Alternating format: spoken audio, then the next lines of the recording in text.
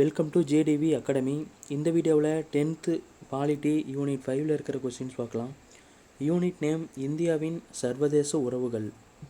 First question, ஒரு மோசமான அண்டை நாடு ஒரு துரதிர்ஷ்டம், அதுவே ஒரு நல்ல நாடாக அமையுமேயானால் அதைவிட ஆசீர்வாதம் வேறு இல்லை. ஸோ இது யார் சொன்னாங்கன்னா ஹெசாய்ட். நாம் ஒருவரை முற்றிலும் சார்ந்தோ அல்லது தனித்தோ இருக்க முடியாது, ஆனால் இவ்வுலகில் ஒருவரை ஒருவர் சார்ந்து வாழ்கிறோம் என்று கூறியவர் நேரு. இந்தியாவின் அண்டை நாடுகள்: வடமேற்கில் பாகிஸ்தான் மற்றும் ஆப்கானிஸ்தான், வடக்கில் சீனா, நேபாளம், பூட்டான், கிழக்கில் வங்காளதேசம், தூர கிழக்கில் மியான்மர், தென்கிழக்கில் இலங்கை, தென்மேற்கில் மாலத்தீவு. அதிக எண்ணிக்கையிலான அண்டை நாடுகளுடன் தனது எல்லையை பகிர்ந்து கொள்ளும் நாடுகள்: ரஷ்யா மற்றும் சீனா. இந்தியா ஆப்கானிஸ்தான் உறவு எந்த ஒப்பந்தத்தின் மூலம் வலிமை பெற்றுள்ளது? போர்த்திறம் சார்ந்த பங்களிப்பு ஒப்பந்தம் மூலம். இந்திய விடுதலை போராட்ட இயக்கத்தின் முக்கிய தலைவரும் இந்திய தேசிய காங்கிரசின் தீவிர ஆதரவாளருமான கான் அப்துல் கபார் கான் எந்த பகுதியை சார்ந்தவர்? பலுசிஸ்தான். ஸோ இந்த பலுசிஸ்தான் எங்கேனா பாகிஸ்தானில். யாருடைய ஆட்சியின் போது ஏராளமான இந்திய சமய பரப்பு குழுக்கள் சீனா, மத்திய ஆசியா மற்றும் ஆப்கானிஸ்தான் போன்ற நாடுகளுக்கு தங்கள் மதத்தை பரப்பச் சென்றனர்? கனிஷ்கருடைய ஆட்சியின் போது. எந்த காலத்தில் இந்தியாவும் ஆப்கானிஸ்தானும் பன்முகத்தன்மையையும் மிக ஆழமான நட்புறவையும் கொண்டிருந்தன? சிந்துவெளி நாகரிகம் முதல் சந்திரகுப்த மௌரியர் ஆட்சி வரையிலான காலத்தில். ஹீரட் மாகாணத்தில் உள்ள சல்மா அணையை கட்ட ஆப்கானிஸ்தானிற்கு உதவிய நாடு? இந்தியா. இந்தியா தனது விளையாட்டு திறமையை பறைசாற்றும் விதமாக இந்தியா கட்டியுள்ள மைதானம் காந்தகார் சர்வதேச கிரிக்கெட் மைதானம். ஸோ இது எங்கே இருக்குதுன்னா ஆப்கானிஸ்தான். முந்தைய கிழக்கு பாகிஸ்தான் என அழைக்கப்படும் நாடு? வங்கதேசம். வங்காளதேசத்தின் சுதந்திரத்தை அங்கீகரித்த முதல் நாடு? இந்தியா. இந்தியாவும் வங்கதேசமும் எவ்வளவு நீளம் கொண்ட நிலப்பரப்பை எல்லையாக பகிர்ந்து கொள்கின்றன? 4096.7 கிலோமீட்டர் நீளம் கொண்ட நிலப்பரப்பு. எந்த இரு நகரங்களுக்கு இடையேயான ரயில் போக்குவரத்து இணைப்பிற்கான முன்மொழிவை செயல்படுத்த இந்தியா திட்டமிட்டுள்ளது? அகர்தலாவிற்கும் அகர்தலாவிலிருந்து இந்தியா, அகௌராவிற்கும் வங்காளதேசம். பராக்கா ஒப்பந்தம் 1977. ஸோ இந்த ஒப்பந்தம் எதுக்குன்னா கங்கை நீரை வங்கதேசமும் இந்தியாவும் பகிர்ந்து கொள்றதுக்காக போட்ட ஒப்பந்தம் இந்த பராக்கா ஒப்பந்தம். இந்தியாவின் பகுதிகளான கொல்கத்தாவில் இருந்து அகர்தலாவிற்கு டாக்கா வழியாக செல்வதற்கான சாலை வழியினை எந்த ஒப்பந்தத்தின் கீழ் அமைக்க இந்தியாவிற்கு வங்கதேசம் அனுமதி வழங்கியுள்ளது? BBINMVA. வங்காளதேசம், பூட்டான், இந்தியா, நேபாளம் மோட்டார் வாகன ஒப்பந்தத்தின் கீழ். இந்தியாவிற்கும் வங்காளதேசத்திற்கும் பொதுவானதாக உள்ள நதிகள் 54 நதிகள். எந்த திட்டத்தின் கீழ் கட்டடங்கள் கட்டவும், ஆய்வுக்கூடங்கள், மருந்தகங்கள் மற்றும் ஆழ்குழாய் கிணறுகள் அமைக்கவும் இந்தியா வங்கதேசத்திற்கு மானியம் வழங்கி வருகிறது? வங்காளதேசத்திற்கான உதவி. எந்த குழுவின் மூலம் வங்காளதேச மாணவர்களுக்கு ஆண்டுதோறும் உதவித்தொகை அளிக்கப்படுவதோடு டாக்கா பல்கலைக்கழகத்தில் தாகூர் இருக்கை ஏற்படுத்தவும் இந்தியா வழிவகை செய்துள்ளது? இந்திய பண்பாட்டு உறவு குழுவின் மூலம். சிலிகுரி. ஸோ இது எங்கன்னா கொல்கத்தா, பர்பதிப்பூர் வங்காளதேசம் ஆகிய இடங்களுக்கிடையே எத்தனை கிலோமீட்டர் நீளம் கொண்ட நட்புறவு குழாய் போக்குவரத்தை அமைக்கும் பணியை இரு நாடுகளும் இணைந்து தொடங்கி வைத்தன? 130 கிலோமீட்டர் நீளம். இந்தியாவிற்கு சொந்தமான டீன்பிகா என்ற பகுதி எங்கு அமைந்துள்ளது? மேற்கு வங்கம் மற்றும் வங்காளதேசத்திற்கு இடையேயான எல்லையில். டீன்பிகா என்ற பகுதி எப்போது வங்கதேசத்திற்கு குத்தகைக்கு விடப்பட்டது? 2011. இமயமலையில் உள்ள ஒரு சிறிய அரசு? பூட்டான். இடிமின்னல் நிலம் என்று அறியப்படும் நாடு? பூட்டான். இந்தியா மற்றும் பூட்டான் இடையேயான ராஜதந்திர உறவுகள் எப்போது தொடங்கியது? 1968ஆம் ஆண்டில் இந்திய பிரதிநிதி ஒருவரை திம்புவில் நியமித்ததிலிருந்து பாரத் முதல் பூட்டான் வரை B2B என்று அறியப்படும் இருதரப்பு வணிக உறவினை அறிவித்த நாடு இந்தியா. இந்தியா மற்றும் பூட்டான் இடையே இருதரப்பு ஒத்துழைப்பிற்கு ஒரு முக்கிய எடுத்துக்காட்டாக விளங்குவது நீர் மின்சக்தி துறை. சுக்கா, குறிச்சி, தலா. இந்த திட்டங்கள்லாம் இந்தியா பூட்டானில் அமைத்துள்ளது. இதெல்லாம் ஒரு நீர்மின் சக்தி திட்டங்கள். தனது செல்வாக்கை ஏற்படுத்தி புத்த சமயத்தை பரப்பியதன் மூலம் இந்தியா பூட்டான் மக்களிடையே பாரம்பரியத்தை உறுதிப்படுத்தியவர் குரு பத்ம சம்பவா எனும் புத்த துறவி. இவர் இந்தியாவிலேருந்து பூட்டானுக்கு போயிருக்கிறாரு. புவியியல் அமைப்பு, மக்கள் தொகை, திறன் கொண்ட மனித ஆற்றல் மற்றும் நாகரிக தொன்மை ஆகியவற்றின் அடிப்படையில் இந்தியாவுடன் ஒப்பிடுவதற்கு தகுதி வாய்ந்த நாடு சீனா. சீனாவால் துவங்கி வைக்கப்பட்ட ஷாங்காய் ஒத்துழைப்பு கூட்டமைப்பில் இந்தியாவிற்கு எந்த தகுதி வழங்கியுள்ளது? பார்வையாளர் தகுதி.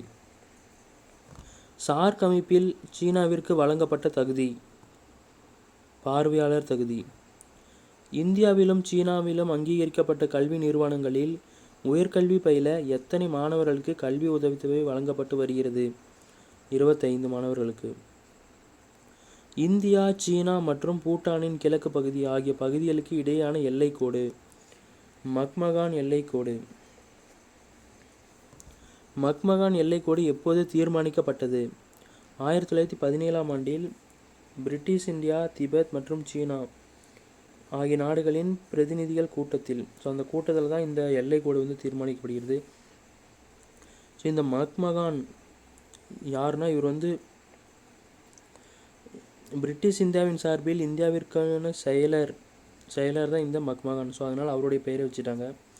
இந்திய பெருங்கடலில் லட்சத்தீவுகளுக்கு தெற்கில் அமைந்துள்ள தீவு மாலத்தீவு. இந்தியா தன் இரண்டாவது மிக நீளமான எல்லையை எந்த நாட்டோடு பகிர்ந்து கொண்டுள்ளது? மியான்மர். இந்த மியான்மரை 1989 வரைக்கும் பர்மா அப்படின்னு சொல்கிறாங்க. அதுக்கு மேலே தான் இது பேர் மியான்மர் அப்படின்னு மாறுச்சு. மியான்மர் நாட்டுடன் தங்கள் எல்லையை பகிர்ந்து கொள்ளும் மாநிலங்கள் அருணாச்சல பிரதேசம், நாகாலாந்து, மணிப்பூர், மிசோரம். இந்தியா தென்கிழக்காசியாவிற்குள் செல்வதற்கான நுழைவாயிலாக இருப்பது மியான்மர். கொல்கத்தாவை எங்கு இணைப்பதற்காக சாலை, நதி, துறைமுகம், சரக்கு போக்குவரத்து திட்டமான கலடன் பன்முக மாதிரி போக்குவரத்து திட்டத்தினை இந்தியா உருவாக்கி வருகிறது. மியான்மரில் உள்ள சிட்வேயுடன் இணைப்பதற்காக.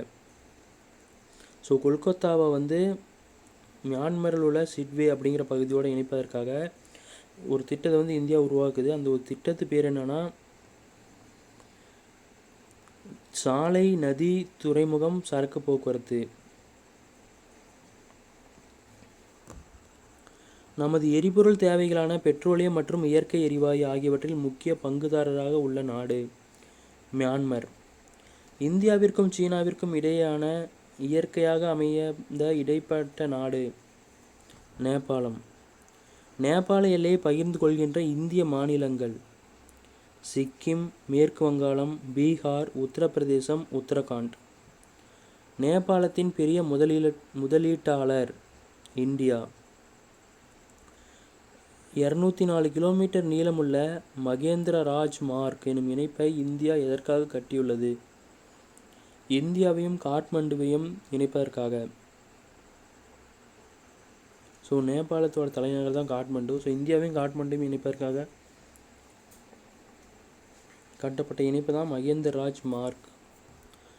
பஞ்சேஸ்வர் திட்டப்பணிகளை மேற்கொண்டுள்ள நாடு இந்தியா. இந்த திட்டம் எதுக்குன்னா 18 வருஷமாக நிறுத்தி வைக்கப்பட்டிருந்த 5500 மெகாவாட் ஒப்பந்தம். இந்தியாவில் 4 தாம்ஸ் என்று அழைக்கப்படும் இடங்கள் 4 தாம்ஸ் என்று அழைக்கப்படும் இடங்கள் பத்ரிநாத், பூரி, துவாரகை மற்றும் ராமேஸ்வரம். இந்தியா மற்றும் நேபாள அரசு எத்தனை சகோதரி நகர் ஒப்பந்தங்களில் கையெழுத்திட்டுள்ளது? 3. காட்மண்டு, வாரணாசி, லும்பினி, புத்தகயா, ஜனக்பூர், அயோத்தி. ஸோ இந்தியாவிலேருந்து 3 நகரமும் நேபாளத்திலேருந்து 3 நகரமும் என்ன சொல்கிறாங்கன்னா சகோதரி நகர் அப்படிங்கிற ஒப்பந்தத்தில் வந்து கையெழுத்துது. அந்த 3 நகர் என்னென்னா இந்தியாவில் நேபாளத்தில் காட்மண்டு, இந்தியாவில் வாரணாசி, லும்பினி, புத்தகயா, ஜனக்பூர், அயோத்தி. 1949ஆம் ஆண்டு தீர்மானிக்கப்பட்ட போர் நிறுத்த கோடு 1972ஆம் ஆண்டிற்கு பின்னர் எவ்வாறு அழைக்கப்படுகிறது? எல்லை கட்டுப்பாட்டு கோடு. சிம்லா ஒப்பந்தம் 1972. இந்தியாவிற்கும் பாகிஸ்தானிற்கும் இடையான எல்லை கோடு ராட்க்ளிஃப் கோடு. சிம்லா ஒப்பந்தம் என்பது இந்தியாவிற்கும் பாகிஸ்தானுக்கும் இடையே ஏற்றுக்கொள்ளப்பட்ட எல்லை ஒப்பந்தம். ஸோ சிம்லா ஒப்பந்தம் 1972. ஸோ இது எதுக்காக போகிறாங்கன்னா இந்தியாவிற்கும் பாகிஸ்தானுக்கும் இடையே ஏற்றுக்கொள்ளப்பட்ட எல்லை ஒப்பந்தம். ராட்க்ளிஃப் கோடு தற்போது எவ்வாறு அழைக்கப்படுகிறது? கட்டுப்பாட்டு கோடு. இந்தியாவின் நாலந்தா பல்கலைக்கழக திட்டத்தில் ஒரு பங்குதாரராக இருப்பது இலங்கை. இலங்கையின் வடபகுதியை கைப்பற்றியவர்கள் சோழ அரசர்களான முதலாம் ராஜராஜன் மற்றும் முதலாம் ராஜேந்திரன். புத்த மதத்தை பரப்புவதற்காக மகன் மகிந்தாவையும் மகள் சுங்கமித்திரரையும் இலங்கைக்கு அனுப்பியவர் அசோகர். அடுத்து COMCASA என்பதன் விரிவாக்கம் communication compatibility and security agreement. COMCASA என்பது இந்தியா மற்றும் அமெரிக்க இராணுவங்களுக்கிடையே நிகழ்நேர தகவல் பகிர்வுக்கு அனுமதி அளிப்பது. COMCASA ஒப்பந்தம் எத்தனை ஆண்டுகள் காலவரையறை கொண்டது? 10 ஆண்டுகள். பிரான்ஸ் நாட்டின் விண்வெளி ஏவுதளங்கள் எந்த அமைப்பினால் பயன்படுத்தப்பட்டு வருகிறது? இஸ்ரோ. இந்தியாவில் உள்ள சண்டிகர், நாக்பூர் மற்றும் பாண்டிச்சேரி போன்ற நகரங்களை திறன்மிகு நகரங்களாக மேம்படுத்த இந்தியாவோடு கூட்டாக ஒத்துழைக்கும் நாடு பிரான்ஸ்.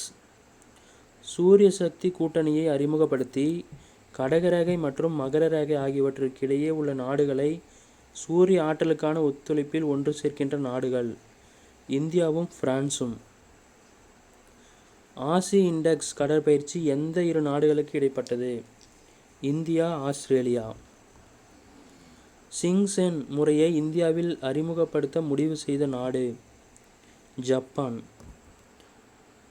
சிங்கன்சென் என்றால் பாதுகாப்பு மற்றும் துல்லியத்தன்மை கொண்ட உயர்தர அதிவேக ரயில்வே அமைப்பு. ஸோ இவங்க ஆல்ரெடி ஒரு ரயில்வே வந்து ஜப்பானோட கூட்டால் ஒன்று உருவாக்கியிருக்காங்க. என்னதுன்னா டெல்லி மெட்ரோ ரயில். ஸோ இது வந்து ஜப்பானிய ஒத்துழைப்பில் உருவான வெற்றிகரமான எடுத்துக்காட்டு. இந்தியா ஜப்பான் ஒத்துழைப்பிற்கு எடுத்துக்காட்டு மும்பை அகமதாபாத் இடையான அதிவேக ரயில் போக்குவரத்து.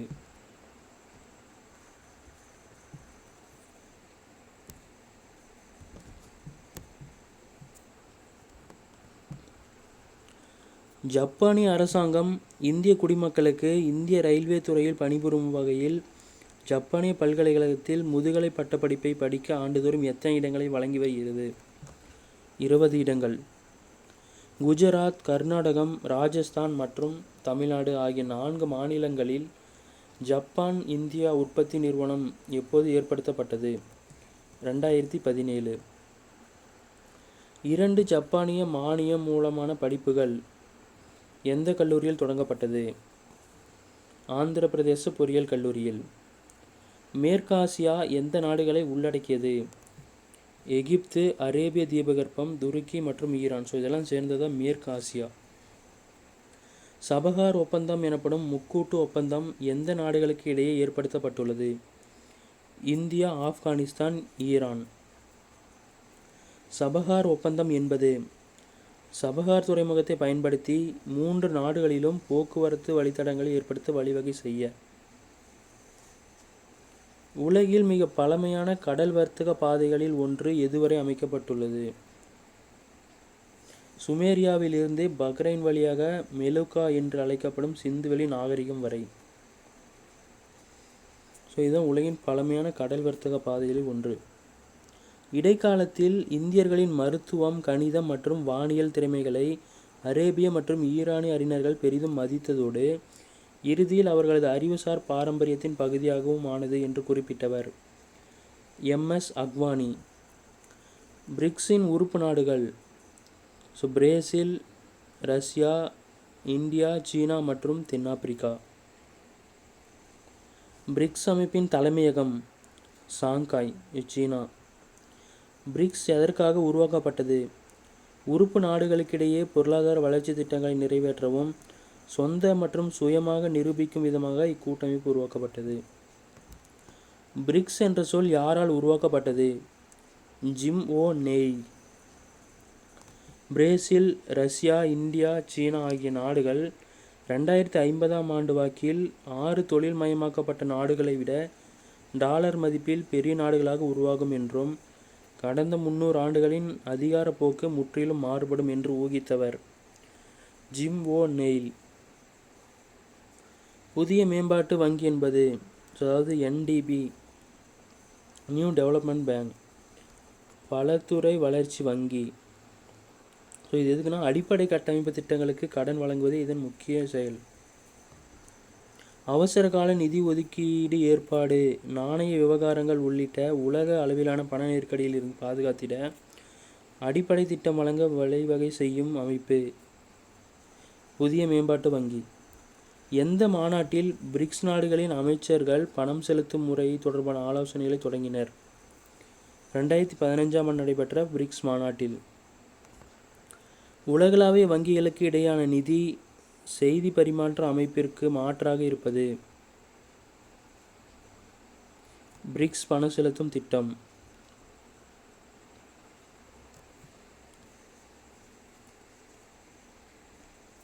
பெட்ரோலியம் ஏற்றுமதி செய்யும் நாடுகளின் கூட்டமைப்பு அதாவது ஒபெக் எங்கு நிறுவப்பட்டது? ஈராக்கில் பாக்தாத் நகரில். இது ஒரு அரசு அமைப்பு.